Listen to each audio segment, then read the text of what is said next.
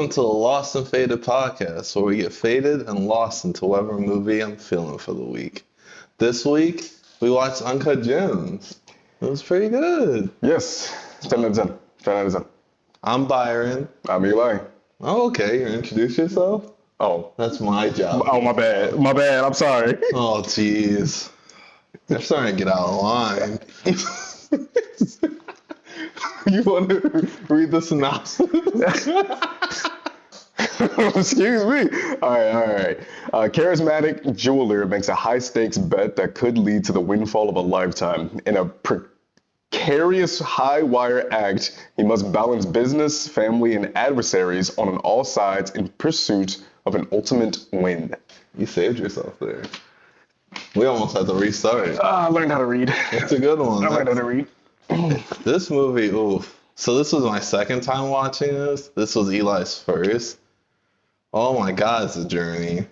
Oh, I believe it released 3 years ago, 2019, and I had refused to watch it at the time. Ago. I don't know how to read. I released 2019 a few years ago. I'm not doing math right now. I absolutely refused to watch it at the time because I just wasn't into the idea of crime. And, you know, it's Adam Sandler, right? Like, Adam Sandler is known for being this dramatic actor in family movies. He's just going to do a good job in, like, something like this. I was wrong. I corrected. He did a phenomenal job in this. This movie had a lot of hype when it was coming out. They were like, oh, Adam Sandler's finally going to be acting again. That's crazy. I hear none of that. That's crazy. There was a lot of hype. That's why I saw it. And I was like, let me see what he can do. I was impressed. Yeah, it's almost so. You watch it a second time, too. Mm-hmm. I mean, it has been a few years, but still, it's pretty good. Yep. So it begins, we're watching some miners. Someone got injured. They show that bloody leg a lot. Yeah, his bone was like sticking out of his leg. His bone was out. I was like, oh, do we really need to keep doing this? Everyone's yelling. And then two of the miners were like, let's go get a gym real quick. I'm here to work. I don't care about your leg. They were working for themselves with that one. I'm here to work, big fella. I'm not here for that. So they go in and grab this gym, and it intros through this like spacey, like look into the gym. It's very trippy. Yes. And then it goes to what's his name's getting his colon looked at.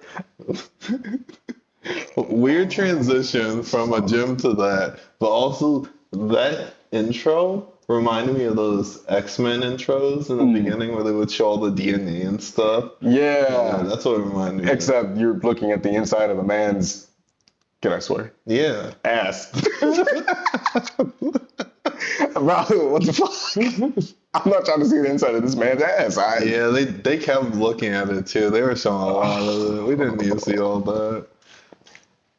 Yeah, so that's how we're introduced to him.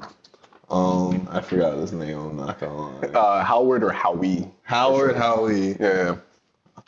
This dude, he's ridiculous. Oh my God. He has like a gambling addiction problem. He just does not know when to stop. So we open up. He's already late to his appointment. Which he's always late for some reason, getting to his own shop.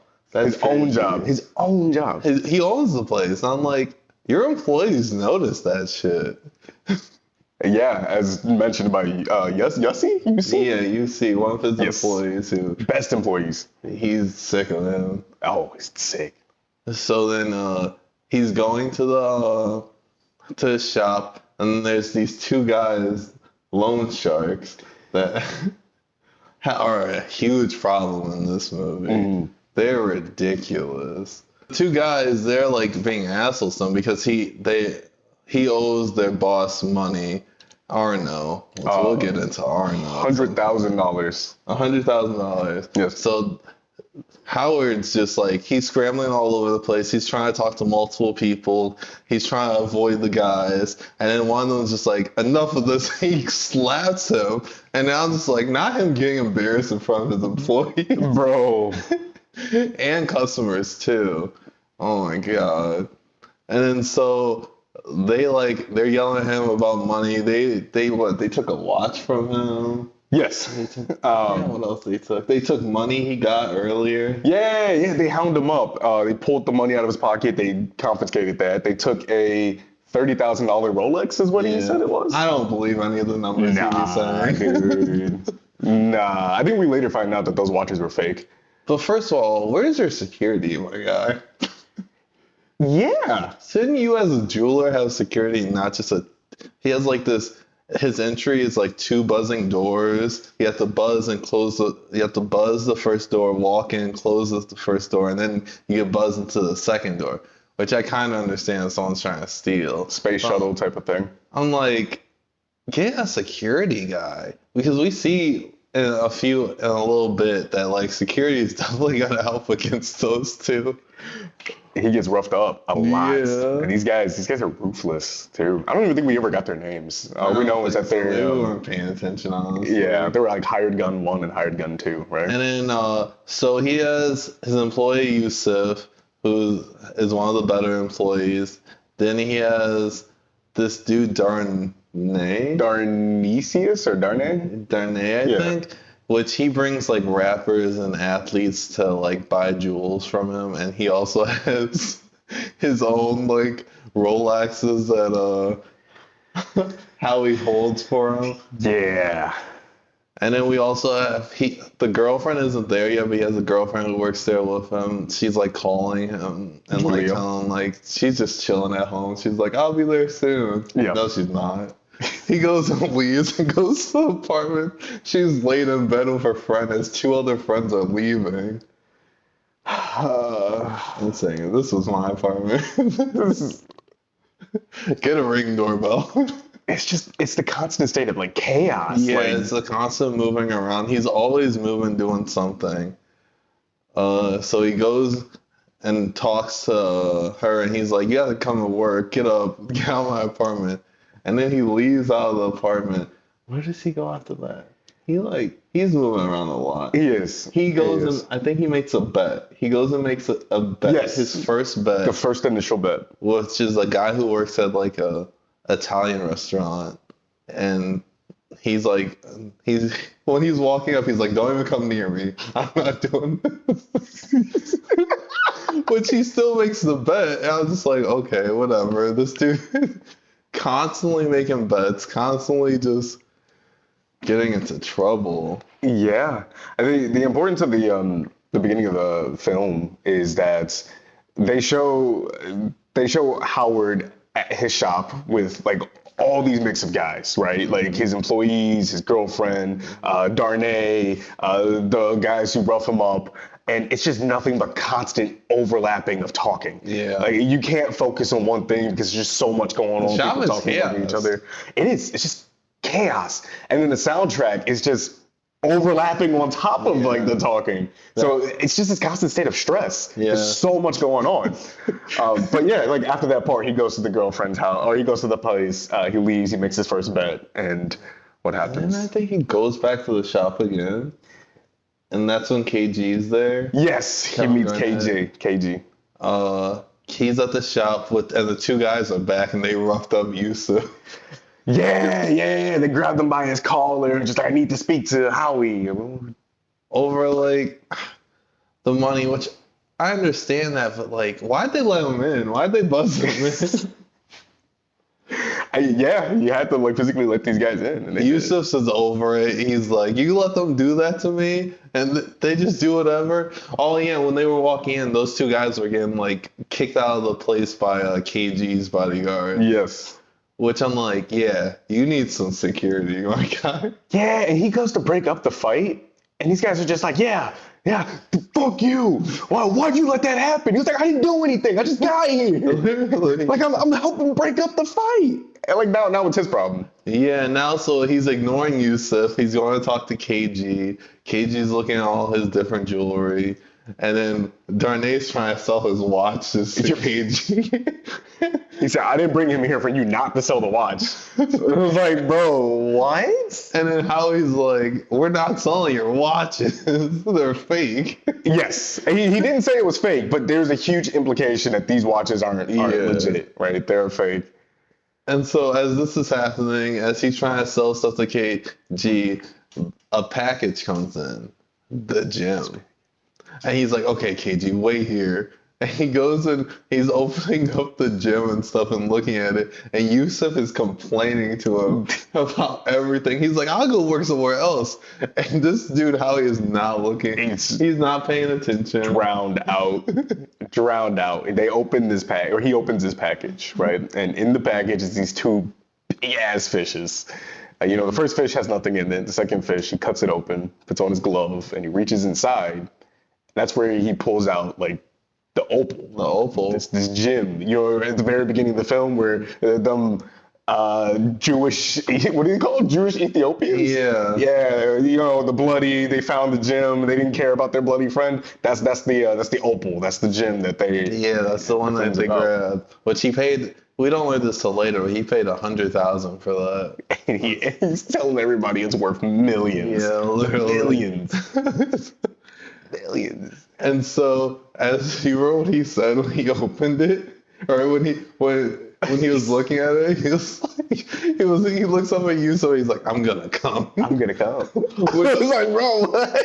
I don't know if that's his catchphrase because he said it like twice in the movie after that. I'm gonna come. Well, I'm like, you're a weirdo. Yusuf quits. He's like, I'm done. He's like, I'm done. Fuck and this he shit. doesn't even care. He's not even listening to that. He goes and shows KG the gem, and KG's like, fuck, I need this. Yeah, KG's fascinated by it. He gets the what do you call it, the spectacle? Yeah. And he looks deep into the gem. He can see like the history behind it, like all of this like black history through it, the universe, the stars, and he's fascinaid. Yeah. He's like, I need this. And then Howie was like, yeah, I can't sell it to you.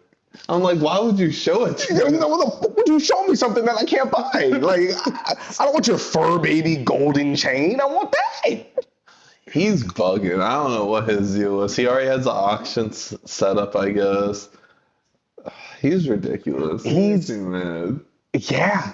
Yeah. And he's just like, I'm sorry. I wanted to share my excitement. And KG's just like, let me borrow it. I have a game tonight. Let me borrow it for tonight. Howie's like, nah, man, I can't do it. I can't do it. We got the auction on Monday. I can't do it. KG's just like, please, just let me borrow it. Let me borrow it. He wasn't going to leave till he got it. He was not going to leave. Howard gets peer pressured and he lets him do it. Yeah, and he trades him the ring. Yes. His Celtics championship ring. Yes. So then KG leaves. He immediately pawns off the ring. He didn't waste no time. No time. He goes straight to the pawn shop. My favorite thing is he always just immediately has a plan. He always knows what to do next. So it's not always a good plan, mind you. No. He just always immediately has a plan that he's like, I gotta do this. I'm like, bro, he pawns off the ring for like $25K, something like that. He initially wants $80K. Yeah. But the pawn guy, he's just like, I'll give you 25 with 8% interest on top. Which this dude knows how. He knows that he's probably not going to get that much money from this. He's just trying to get the most money. He can. He owes these guys $100,000 and he's hoping to get at least $80K to help pay off that debt. Yeah. But he gets undersold by a lot. $25,000. Still can't pay off the debt. No. And you know what he does with that $25,000? He goes and bets it. Immediately. And mind you, the loan sharks are watching the entire time. They're watching, following him. And he even sends Arno a picture of the money. Which I'm like, I got your money. Bro, you're dumb as fuck. What are you doing?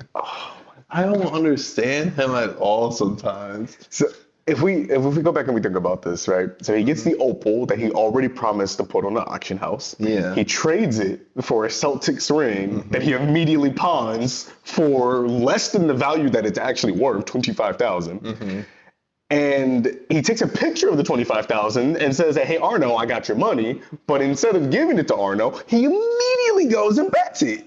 Wild. He's betting other people's valuables. He's self-destructive. It's bad. It's insane. It's insane. And then so after he goes and bets the money, he goes back to his apartment. And this is the scene where He goes back to his ex-wife or his separated wife, right? In the cave, and he watches the game because that's when he bet the money on the Celtics. yeah, I'm sorry, I was thinking about going back to the apartment, but that's after this. He goes back to because he's still married. Yes. And him and his wife are agreeing on a divorce in the future. Him and 3 kids. He has 3 kids. Yeah, 3 kids, 2 boys, 1 girl. Ugh. And then so he's watching the game and his wife's yelling at him to like go put his son to bed and he's just not going. I'm like, this dude sucks. Bro. He's the worst. He eventually goes to put his son in the bed, right? He goes into the room, he puts his son in the bed, his son is sleeping, and he lays in the bed with his son, headphones in, watching the game. Not even paying attention to his kid. His kid's just off to the side. He's just like, yes, yes, fuck you. The kid wakes up and sees his dad like elsewhere, and then he leaves the room as if, oh man, I'm a great father. I Literally. put my son in the kid. And then he goes to the other son's room and they're like yelling about the game. The son's dunking in his room while the other kid's trying to go to bed. Bro. And there was actually an implication there as well. Right, so when he goes into that room with the older kid that's watching the basketball game and dunking, the kid starts talking about how he's starting to do betting at school as well. I forgot about that. We shoot past that because Adam Sandler doesn't care about that. He's more worried about this game. But it's like you're passing your addiction onto your kid. Yeah. Like He's that's passing insane. all his traits and like bad habits to that one son especially. Yes. We'll talk about that a little bit. Yeah. But so then he stops talking or he like leaves that. He talks to his wife. They talk about the divorce. He wants to delay it because he's ridiculous. She's over it. She's done. Yeah, she's done. She's done this entire movie. Which she's gorgeous also. By the way. 100%. 100%. I'm like, what are you doing, bro? But whatever. We'll ignore that. And so he goes back to his apartment. And after he won, he's yelling about how he won big. And he's like, I'm going to treat my girl out. And then he goes to his apartment. He texts or he calls her. He's like, hey, I'm on the way to the apartment. Where are you? And she's like, I'm on the elevator. And he goes into the closet like a little weirdo. And she's setting up for him. She's wearing lingerie. And he's just sitting there. He's like, what are you wearing? He's in the closet, door cracked, just watching her. What are you wearing? What the fuck? Wild as fuck. Dude, it's so creepy and uncomfortable. He's just... Are you wet right now? Oh, Fuck. We don't have to talk about that part. Oh, and then he comes out, surprises her. They have a little thing. They enjoy their night. And then we get to the next day. Which I'm like, these days, like... They're like running like the entire too much. Yeah, and the entire events of the TV or the movie happens in the span of a few days too. Yeah, just that's a few the days. insane part. So then it cuts to him in the morning. He's at the auction place. He's waiting to get the gym back. Even though he doesn't have the ring, which is crazy. Never went back to get the ring. Never went back to get the ring. So he's like yelling at the secretary about needing to like have the meeting or whatever, but he doesn't even have the gym, and he's yelling at Darnay to like come bring the gym, and Darnay's like, come outside. Come on, Am I yeah. saying his name right? Is it Darnay? Darnay? We'll find out. We'll find out. Anyway, Dimini. Dimani. Oh boy. Damane. I don't Damane. know.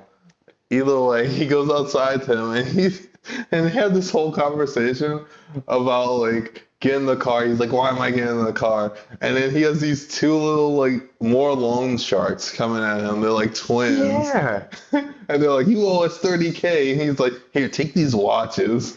Yeah, and mind you, those are the watches that Darnay It's a dumb name.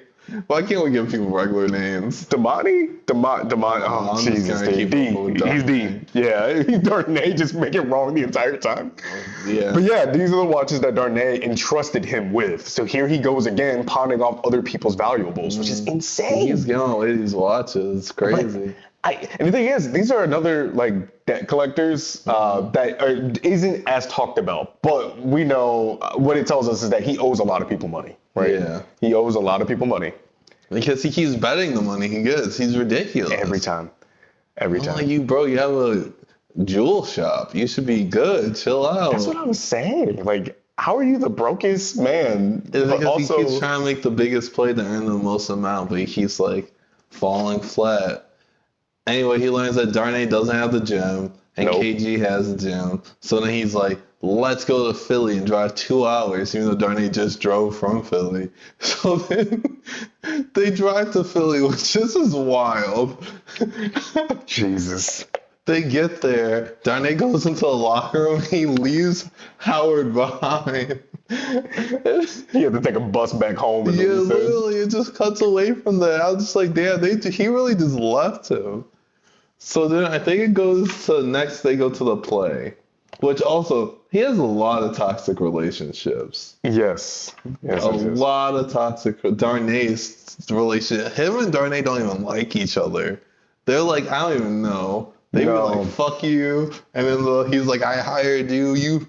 We're making each other money type shit. And it's just like, I don't know. And him and his girlfriend's toxic. It's all toxic. It's a Yeah. mess. And the biggest thing with Adam Sandler in this is that, like, he doesn't give a shit about the well-being of anybody. No, he just cares about money and bets. His wealth. He is so attuned with his addiction and his gambling that, like, he's talking over people, he's swearing at them. He doesn't respect anybody or their time. No. This person is an employee by you. He was supposed to bring these heavy hitters into the office. He brought KG, and he treats him like shit. Yeah. The entire time. It's He does insane. treat him like shit. But Darnay do be fucking him over a little. In all fairness, yeah, he did. Because he didn't bring back that opal that he promised them, in all fairness. So KG still has his opal. It's been like 3 days. Like, it's Sunday, right? Yeah, it's more than like a day or two. I don't know. Yeah, It's very yeah. fast paced. Because then we go to the play. And so his daughter's in the play. They're all sitting there. And then he looks back and he sees the loan sharks are there with him. Yes. Which this is fucked up for a lot of reasons. At his daughter's play. Yeah. And it's Arno, which we'll get to that in the future. It's a whole thing with Arno that I'm just like, what the fuck's wrong with you, bro? But so he's like, all right, I'm gonna deal with this. He's like, which I don't understand his plan. I would have left with my family. Not even that, but like the loan sharks aren't bothering you. Yeah. And you're there to support your kid. They're just watching him more so. Just finish the play, deal with them afterward. Yeah. No, he gets this ego trip, gets up, and he's just like, I need to talk to you guys. I need to talk to you guys. He gets out there into the hallway. I think he punches one of them, and then the other one grabs him. He bites him, and he dips. And he's running all throughout this school near where he passes his daughter behind the stage. Oh my. And he runs outside, and then of course Arnold's driving around the school. Which I'm like, With 2 more goons in the car. yeah, I'm like, so you're just driving around the school right now, which you're, Waiting for him. yeah. And so they grab him, bring him into the car, and then Howard learns that they canceled the bet, which is the stupidest decision Arno made. One of the stupidest decisions Arno made. He would have made $1 million is what the original bet was. That would have been the 600. Oh, the 600,000. He would have made 600,000. Which Arno, just take the bet for yourself. But instead, he cancels the bet. Or cancels the bet. Yeah. Losing all of them their money. Which I'm like, Arnold, if you really wanted this money, you would have just kept the bet, because even if he lost, you would have still beat him up and shit. That part, I don't know. I think, to sidetrack a little bit, I think Arno is probably the most interesting character because you don't know what his motivations are. You don't know what the original debt was. Like, why did he loan him $100,000? Like, what is their relationship? At this point, you don't know that. So he's so like, weird. what is all this about? Why did he do that? That doesn't make any sense. I don't know. And then so he strips Howard naked, takes all his stuff, puts him in the trunk of his car, and leaves him there. At the school. Howard had to call his wife to leave the play as the daughter is like on stage to come unlock the trunk, and she watched it. She sees him naked in the trunk. Which I'm like, what's the thought process behind that? Like, what do you think? You're like, is he a weirdo? Is he doing weird shit? Or, well, obviously he's just in with criminals. I think the thing is that she 100% knows. She knows they're 100%, they're well off. They know about the situation. She sees that, and it just clicks for her. It's just like, this man is irredeemable. He's not going to get better. Yeah. And she watches him get out, and she's just like, fuck it. He should have told his wife about Arno. That's all I'm saying. And the thing is, I think it's heavily implied. But I also think the family kind of enables it too. Like, there's nothing that's being enables him. Howard? Yeah. Yeah, a little bit. I'm like, he should have been telling people about Arno, all the shit Arno's doing. Yeah. But so then he goes back to the play in some like clothes I guess he had in his trunk, and then they finish the play. They get back to the house. The wife's ignoring him. The daughter is just over this life. Yeah, this is like, she's like, whatever. He's calling himself dumb to his daughter. His daughter doesn't even know what's happening. He's trying to check in, but she clearly just does not care about his approval. She doesn't need it. She doesn't want it. Mm-mm. And so that's when we get to the Weeknd concert. Oh boy. So yeah, a little Weeknd concert. I like it. A little song. Darnay says, I have your opal. They're going to meet at this concert. And so he goes into the city, goes into this concert trying to get this gem back, right? And the Weeknd song plays, and it was good. It was really good. Also, so this was after he had that haircut, so they had to recreate that haircut in this whole era. Yeah, because I forgot to say, that game where KG won in the beginning, that was like an actual game that happened in real life. Oh, really? Yeah. Okay, so they planned it around the games. They planned it around that. They were like, who's a popular artist around the time? They got the Weeknd. They redid his haircut. He played one of his old songs, The Morning. So good. That's going on the playlist. It is. That's going on the playlist. Oh, it's probably one of my favorite Weeknd songs. Really? Okay. And so he gets to Darnay at the club, and Darnay's like, I don't have the gem. So I'm like, why do you lie and say you did? Just to get him off your back? He was still been hounding you about it. But the one thing I can add to this is that, to set the scene, they're in a club, right? And then they put on the black light, and the black light illuminates the entire scene. Oh, right? It looks good. It looks good. Damani, he has his this orange sweater that like brightly like lights the area, and it's gorgeous. It looks really good. It makes the scene so memorable. And that's when we got to the part in which Howie meets him there, and he's just like, hey, where's my opal? He's so excited, and Damani is just like, I don't got it. And they fight, they tussle a little bit. A little few pushes. And he's just like, what the fuck is wrong with you? Stop. And then it goes silent, and all you hear is the Weeknd playing. And they're all watching it. I'm like, that's so awkward to like have that whole push thing. Which Howie in this club is just fucking shit up. Man. Next he goes to like the backstage area where the Weeknd is, and that's where he's trying to find his girlfriend. And they're in the bathroom, and we don't even talk about what they weren't doing anything, but they were close enough. Yeah, snorting coke off of each other and stuff. But he like bangs on the door until they open it, and then he starts fighting the Weeknd. Bro, we got a full fight with the Weeknd. This was crazy. I was like, that's wild. But it's okay because the Weeknd was an asshole during that era. He was. Oh, like legit, like during that time. Oh, okay. And then so they get kicked out of the club. Him and his girl, Julia. No, that's the actress's name. Oh. Julia. I don't know her name in the thing though. I don't remember her name, but she's like, no, I didn't do anything. We were just doing coke, blah blah blah. And I'm just like, this doesn't even sound good. You're ridiculous. And then he gets in the cab. She's like trying to stop the cab, and then he finally leaves. And he's like, I want you out of my apartment, type shit.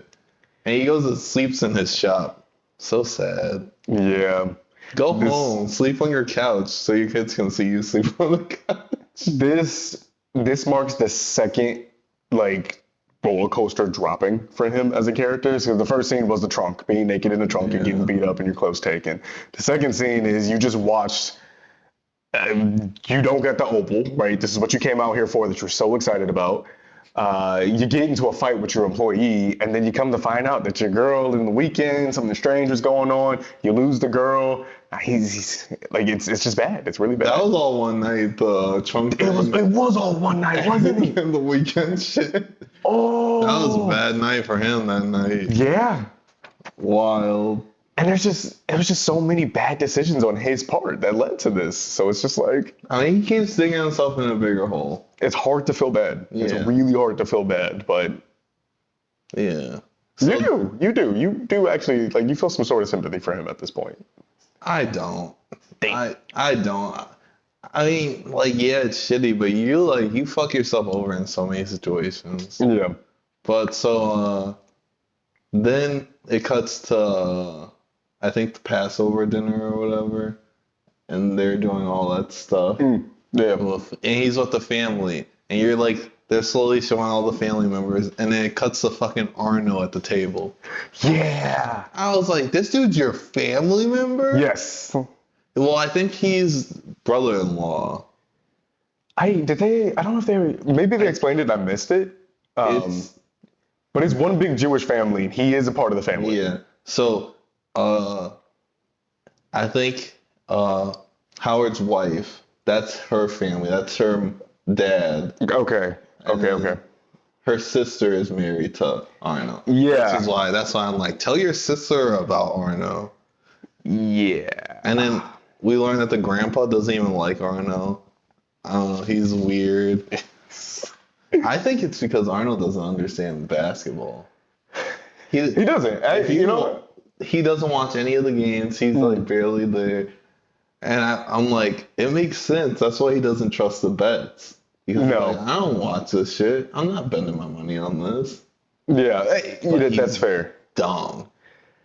But like, now we have a little bit more information about who Arno is. He is a part of the family. And so they kind of take it back. Like, he called off that bet for $100,000. Do you think that was more on principle than it was actually money? That like, hey, I invested in you as a family member, a part of this like Jewish community, and you fucked me over. And you're placing bets on these games that it's just like, I don't understand this. Yeah, I think it was more principle. Yeah. Like, he wants his money from him, like, normally type shit. Right. Don't bullshit me on all this, like, this stuff that I don't understand. Like, he would have been making money. Yeah, that's the insane part. It's still It's calling wild. out.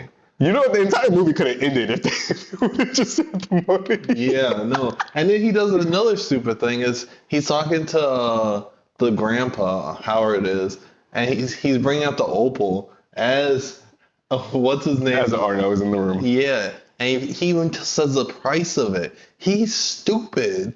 He's stupid. I don't know why he would do that. Talking about how much this is worth, how valuable this is. You owe this man money and you're like talking about how you're going to have like 10 times that. Like, Yeah. You're dumb. You're stupid. But I also think that's a part in like, it shows to Arno like, okay, maybe this whole betting thing is, maybe it's a little legit. Let's go check this out, right? Let's go check this out. A little bit, yeah. I think he just wants to watch Howard. Maybe, yeah. So then he goes up, he finds his wife, they're trying to leave. His wife's in, I guess, her bar mitzvah outfit, which I'm like, damn. She can still fit. Yeah, he's fucking up. But now he's like trying to talk to her about a second chance and shit because he broke up with his girlfriend. Which she already knows about the girlfriend. She doesn't even want him to touch her. That's where she's at. She's so disgusted by this man. So disgusted. I'm just, I mean, he deserves it. He's stupid as fuck. Yeah. Wildin'. You don't just say I want a second chance. You just build yourself to the second chance. And the thing is that like if it was coming from a place of it being genuine, maybe. But the thing is that like, and the question was, what happened to that girl? Don't worry about that girl. She means nothing. It was a short thing. Yeah. No, you're coming to me because you fucked that up too, didn't you? Like those vines on your hair. I was gonna try to ignore it, but I was just kept moving. Was it the entire time? Just a little bit. Oh, for okay, like a minute. Just a minute. Oh shit. Well, I'm sorry. What were you saying? Fuck. Something about the wife. I fucked that up. I'm sorry. I was distracted by the vine. Sorry, edit it out. So they leave the thing. That's when they stop at the apartment, and he goes to check to see if what's your name's gone. Mm-hmm. And then he lets his son use the bathroom at a neighbor's place because I guess his bathroom's like under construction. I think he just didn't want his son to see his apartment. He didn't want his son to see the apartment, and plus you don't know if the girl was still there or not. Oh, yeah, true. That stressed me out. Yeah. You just go to random neighbors. Hey, I haven't introduced you before, but I'm your neighbor. My son hasn't used the bathroom because my toilet's fucked up. The guy's just like number one or number two. Number one. Go hurry up. And then he leaves his kid in the neighbor's house. With a stranger. What the and then he goes to his apartment to go check it out. It's like, what the fuck is going on there? Dumb as fuck. And then so he finds a note. She's left. She got all her stuff. So he's leaving. The girlfriend, not the wife. Yeah, the girlfriend. Mm-hmm. And then so as they're going down the elevator, his son's like, "Who's the girl living in your apartment?" The guy was talking about that. And he was like, "Don't talk about it. Don't mention it. It's not right." Which I'm like, bro, he's gonna learn from this. This is how you're making a mini you right here. The two important things that comes out of this scene is that he treated Julia, and her name is Julia. They actually ended up using her name. He treated Julia like crap, right? And so he didn't want his son to come to the apartment because it could be trash. It could be there. Mm-hmm. There's so many things that could have happened. And she didn't do anything to the apartment. She left that note. She took her stuff. The apartment was clean. Mm-hmm. It looked good. So there's that. The second important thing is that the son is now exposed to this situation. He now knows that there's another girl in his life. And when they go down back to the car where the wife and kids are, the son sees that the husband and the wife aren't they're not getting along. Mm-hmm. He sees this. So shake my head. Father of the year. The daughter already knows, I'm sure. Yeah, she's over it. She's over it. And now the older son who looked up to him, who's learning about these gambling habits, is now exposed to this. And it's just like, dude, what kind of father are you? That's insane. He's honestly just a bad person. Oh, yeah. I'm sick of him. So then we get to the next day with the auction. And then so he gets a new appraisal on the thing. Went from $1 million to 255,000 or 50. That was the high point. It was 255,000 to 125,000. Yeah. So that was a pretty big range especially a big range from $1 million. Same. He's heated about it. He's trying to figure out ways to get the appraisal adjusted, corrected. Yeah. And then he's trying to call the woman. She's over it. They're all over it. Mm-hmm. And then so now he's like, fuck. And then that's when the grandpa comes around and he's like, hey, I need you to bump up this auction. Oh yeah. He was just okay, look. KG is going to be there, right? KG is obsessed with this opal. He wants it, right? I need you to do me a favor. I just need you to just bet $250,000, and I promise you, KG is going to overbid, and he's going to get that, right? And if you lose, in the world that you happen to lose, I promise you, I'll pay you back plus interest. Here he goes again, promising him something that he has no guarantee over. Shake my fucking head. And so the auction comes up. Oh my God. The auction comes up. So then they're bidding. KG's bidding. He says 100 grand at some point, and they're just slowly going up. It gets to 107 or 170,000. Yes. And that's when I'm like, stop it. Stop it right there. Please just let KG buy it. Who cares if you took a loss or whatever? You will figure it out. He makes the grandpa keep going. They bet like 190 or something like that. Yeah. The power of that scene, it was 110, 120, 130. And they keep going, they keep going, they keep going, right? And so we get to 180,000, I think is what it was. And that's what KG, he bets 180,000. And Adam Sandler's character, Howard, he looks at the grandpa and he's just like, do it. Bet more. I promise you, do it. And in his reluctance, he does. He's like, okay, 190,000. KG is like, he's talking to his agent. He's just like, I need this. Like, just let me go ahead and do this. Let me go ahead and do this. The agent convinces him not to do it. So he doesn't raise his hand. Shake my head. Sold for 180 or 190,000? 190. And then Arnold was also watching, so he saw this whole fuck up. He just saw his family fuck over another family. So he's here now. And then as they're leaving, Hallie's like, I'll pay you back and I'll give you some extra money. And he's like, just give me a few weeks. Which I'm like, oh my God, please stop it. And I'm like, he never knows when to stop. No. He really doesn't. No, he doesn't. So then he takes back the opal and he's walking back and Arnold's guys are like sitting there and he's trying to talk to Arnold. He's like, listen, I'll make this work. I'm going to figure it out. And Arnold's done. They're just like, get away from me. One of the dudes hit him in the throat. And then they throw his phone. And he's still chasing after him. He's like, please. And then they punch him in the face and then dump him in the water in a fountain. And I was like, it just does not stop getting worse for him. It doesn't. It really doesn't. He's so dumb. And I don't like, why'd you chase after them? What was that going to change? No, he got his nose broken. This is now marks the third time in which we hit a massive downfall. Massive downfall. So he fucked up his daughter's wedding. Not wedding, the play. He fucked up the daughter's play. He completely destroys the relationship he had with Damani, as well as destroys the relationship he had with Julia. And now he's destroying another relationship with his grandpa by putting him into massive debt that he couldn't afford. And Arno sees all of this. So this is what he goes back to the pawn shop. He buys back the Celtics ring. Oh wait, no. Not yet. Actually, no. Not he yet. goes Not back yet. to the shop and he's bleeding. And he's just sad. He's miserable. He's like, everyone go home. I don't want to work today. He said, yeah. And this is the moment in which his character breaks, right? Uh-huh. And in any TV show, this would be that turning point moment for him, right? It should be, yeah. Nope. So, he comes back, or no, wait.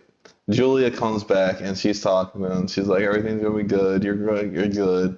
And I think Darnay comes in. Dominic. That's when KG and no, not KG yet. It's just him, remember? Because he came in and he's like, they're talking and he's like, I forgot how the conversation went, but they were getting mad at each other and he was like, I'm done. Not yet. So what happened at that point? So Julia was like, she comes over. She's like, comforting him, like, oh, I'm so sorry. Well, we'll get through this. He's like, I fucked up. And that's when KG actually shows up. KG is just like, hey, he sees him on the camera. I got your opal. And during the worst point of his life, he's just like, oh shit. And Julia's like, oh yeah, it's going to get better for you. So he goes out there, he gets the opal, but he doesn't have the ring because he pawned it off and he never bothered to get it back. Right. Oh, yeah. Yeah. And so he's just like, oh, I left it in Long Island. I promise you I'll get the ring. Yeah. Yeah. So he leaves the opal with Howie, but Damani has to stay with him to ensure that the ring gets back, right? And that's when the scene happens with the arguing, the back and forth. This scene might have been a little bit earlier. Mm-hmm. This is when he originally got the opal back. We forgot to talk about that. No. Remember because he had the auction novel. Oh yeah, this was the auction. Yeah. Okay. So yeah, so that's the scene happened a little bit before the auction. And so Dominic fucking they're arguing.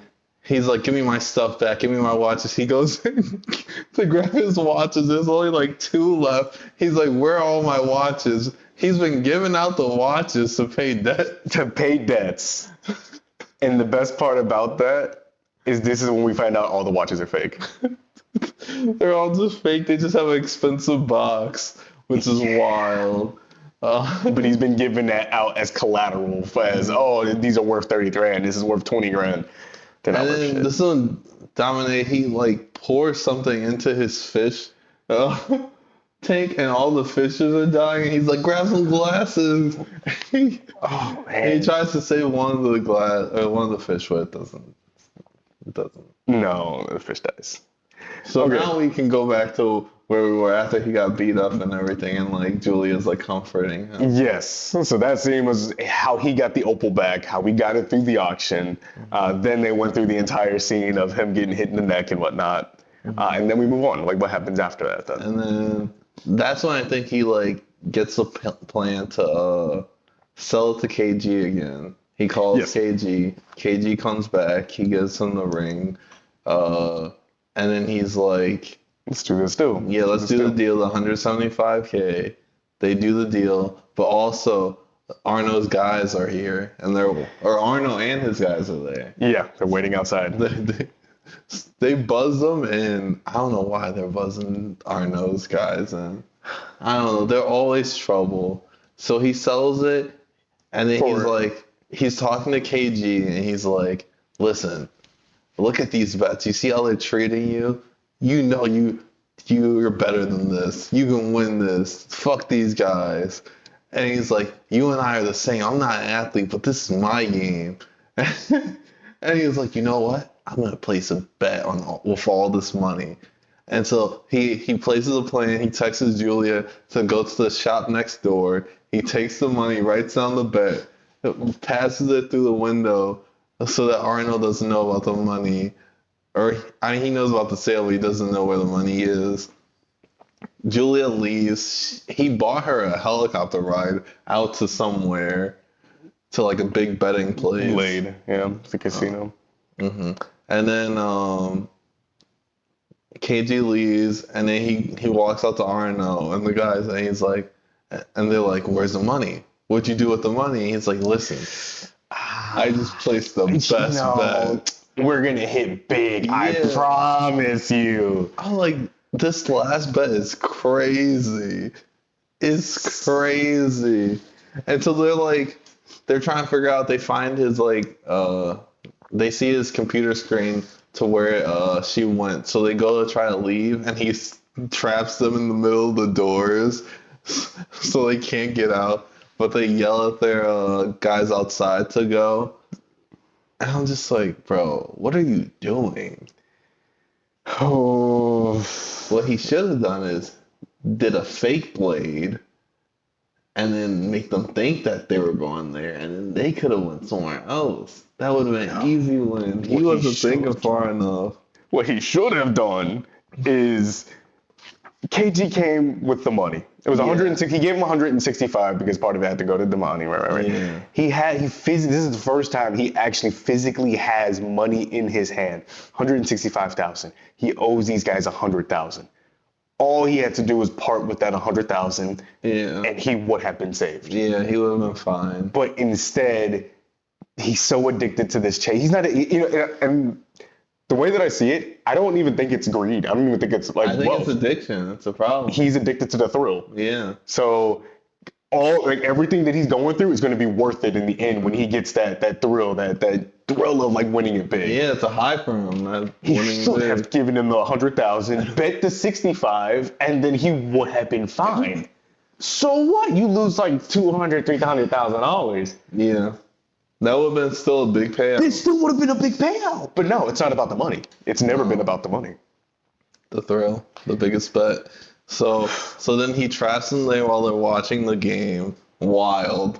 Makes them watch the game with him. Wild. And he's talking shit to them too. Well, and I'm like, there was a moment when he was talking shit to one of the guys, and it panned to his face. I was like, that's the moment.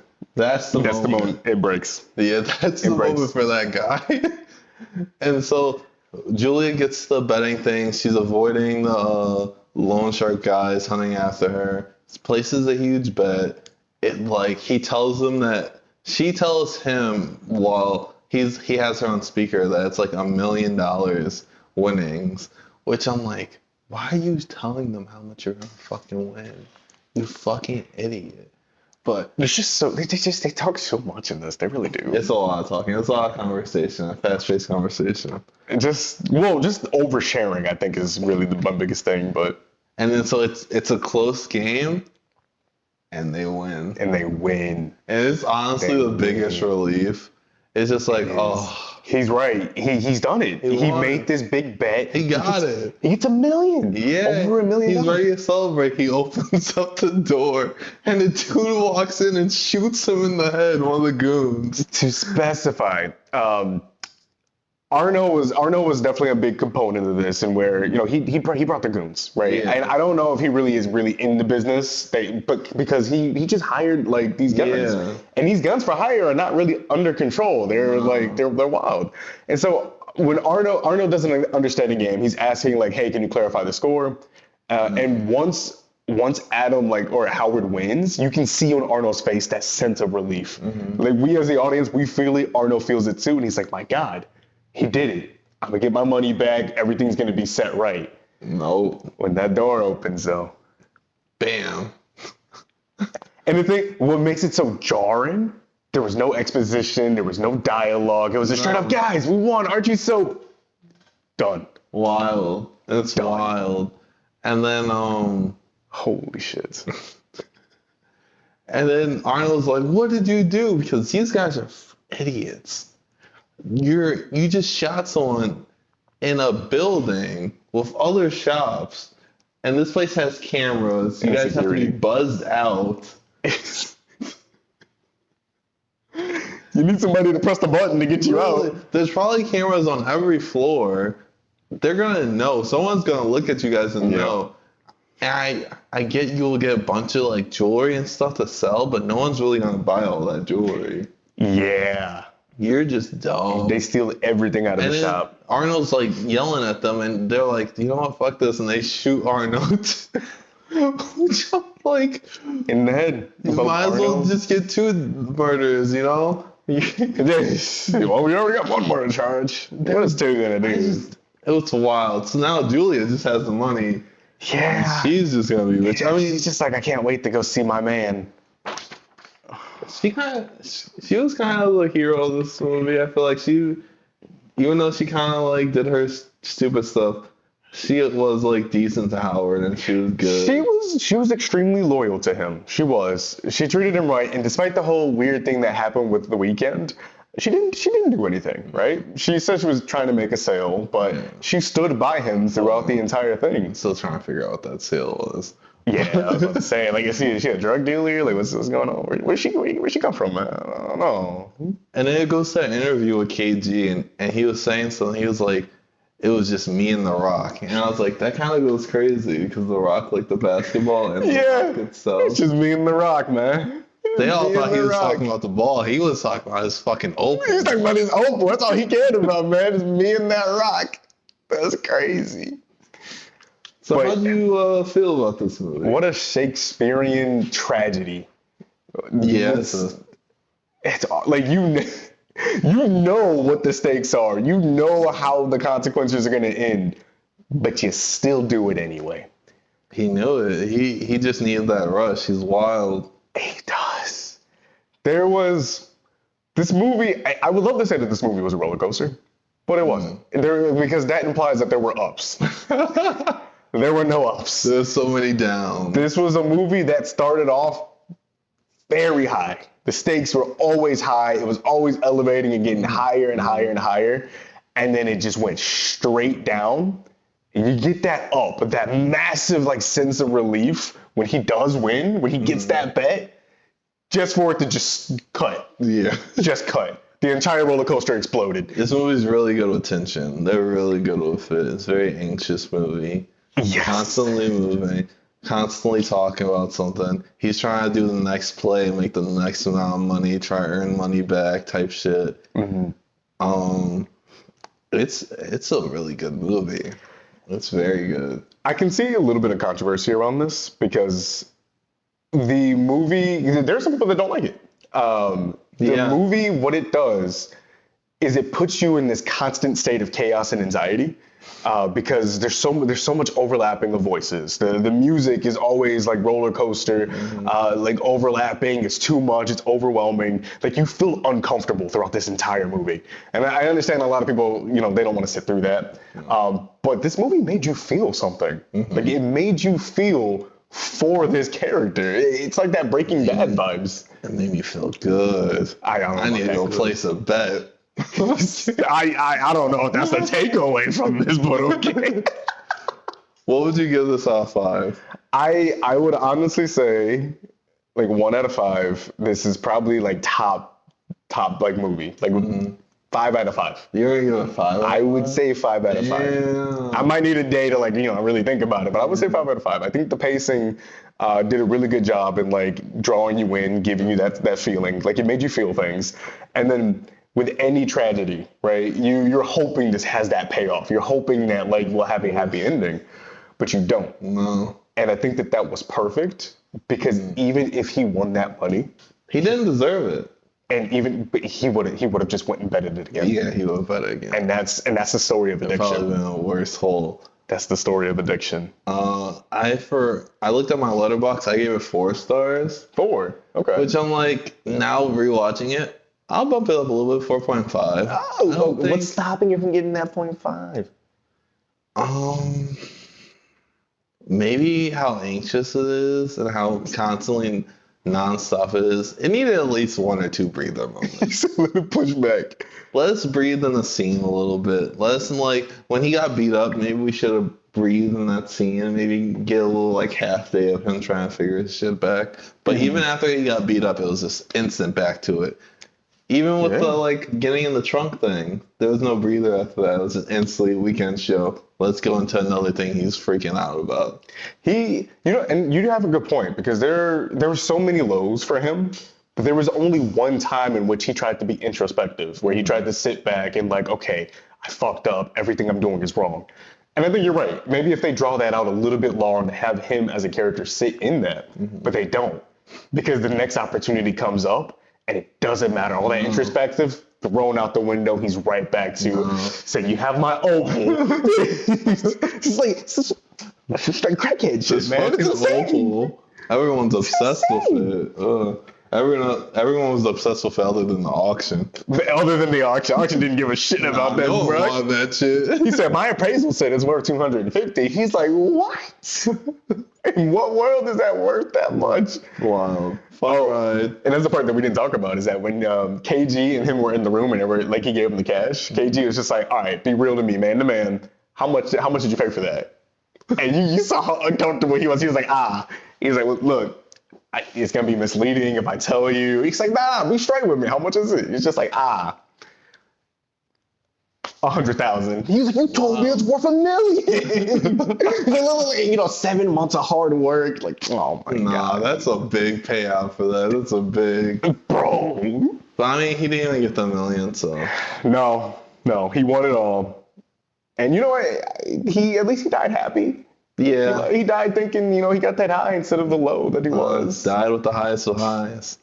I don't think that the movie could have ended any other way, though. No, I think this was a really perfect ending to the movie. He needed to be stopped. That guy needed to stop him. No, he did. And the only thing I could think of during that is like you play stupid games, you win stupid prizes. Yeah, truly. 100%. Anyway, thanks for watching. Bye. Take it easy. Hold up.